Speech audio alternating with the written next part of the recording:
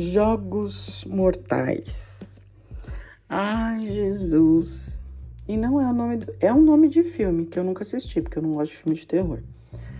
Mas eu me refiro a esse termo quando eu assisto e às vezes até sou devorada pelos jogos emocionais que as pessoas criam nas suas relações. De cara comigo, eu tenho percebido o quanto eu ainda sou suscetível a jogos emocionais, a jogos manipuladores, sabe? Aquela coisa de mexer com o ego do outro para conseguir o que quer. Então, e se eu estou entrando nesse barco furado aí, é porque o meu ego tá de todo tamanho. E ego de todo tamanho não é bom, não dá bom no final, dá ruim. Pra modo de quê? Por que dá ruim? O que é o ego? Eu não sou uma expert nisso, porém, como eu disse aqui já nestes podcasts que tenho gravado, eu tenho me dedicado a estudar o comportamento, o desenvolvimento humano desde 2000, 2005, mais ou menos. Né? Foi quando eu me deparei com uma depressão lascada que eu tive aos 21 anos de idade. Apareceu um problema na tireoide, meu corpo descompensou todinho, pressão, glicemia, emagreci muito, na época eu tava pesando 48 quilos, ai Jesus, e enfim, o corpo todo descompensado, a tireoide, os hormônios, tudo zoado. E ao mesmo tempo que eu comecei a fazer o tratamento da tireoide, eu tava com hipertireoidismo na época, e o hipertireoidismo ele é bem perigoso, né? Tive que fazer alguns procedimentos, iodoterapia na tireoide, coisa e tal, e virou um hipotireoidismo que eu faço tratamento até hoje. Só que junto disso, foi diagnosticada uma depressão feroz. E a minha, não é minha não, a depressão que eu vivi, vou tirar esse minha, não é meu não isso aí, já transmutei, entreguei pro universo já, para com isso, meu. Ai, minha depressão, pelo amor de Deus, minha filha, transmutei, já entreguei para Deus. A depressão que eu vivi naquela época, ela tinha muitos disparadores, muitos. E um dos disparadores era o meu ego e a arrogância, né, de achar que eu podia tudo. E toda vez que eu me sentia presa, que eu me sentia castrada pelas relações, por qualquer relação, eu adoecia. Aquilo, gente, me consumia.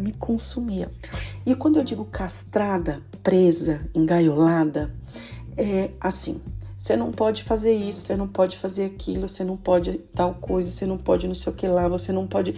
E eu tenho um problema muito grave, muito agudo com essa coisa do você não pode. Tá, tudo bem, eu sei que tem muita coisa que eu não posso, mas me conta o porquê. Me conta o porquê. E muitas vezes o porquê era só porque eu quero. Então, eu quero que você vista uma juba de leão todos os dias, porque eu acho que você fica bonitinha de juba de leão e eu quero que seja assim. Não, gente bonita, não vai rolar isso aí, não.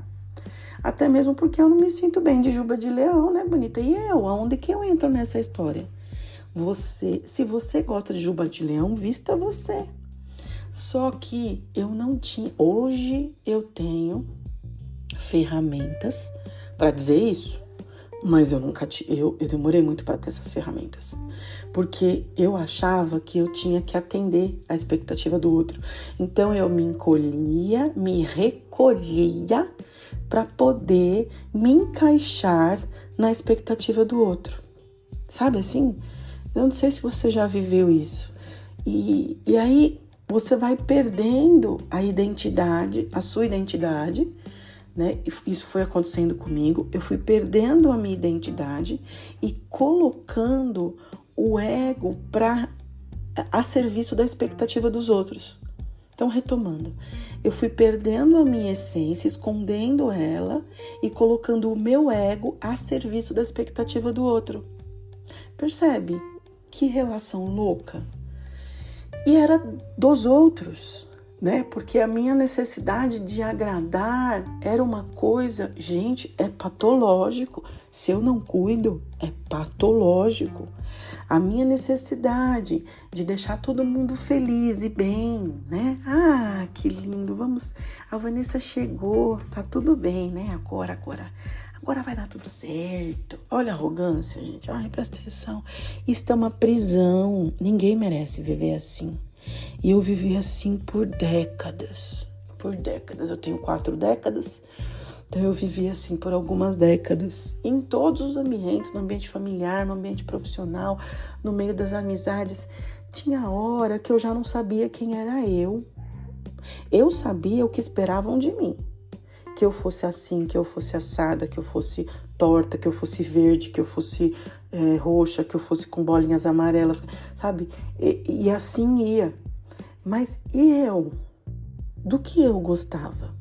Né? Teve uma hora, e foi quando eu tive essa depressão lascada, que eu já não sabia mais quem eu era. Eu não sabia. Eu só queria tirar tudo todas as interferências da minha vida eu queria tirar.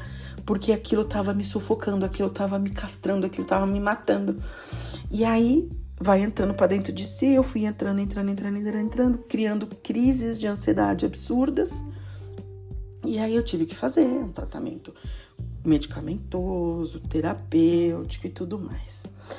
E aí eu fui percebendo que assim, para todo abusado, existe um abusador.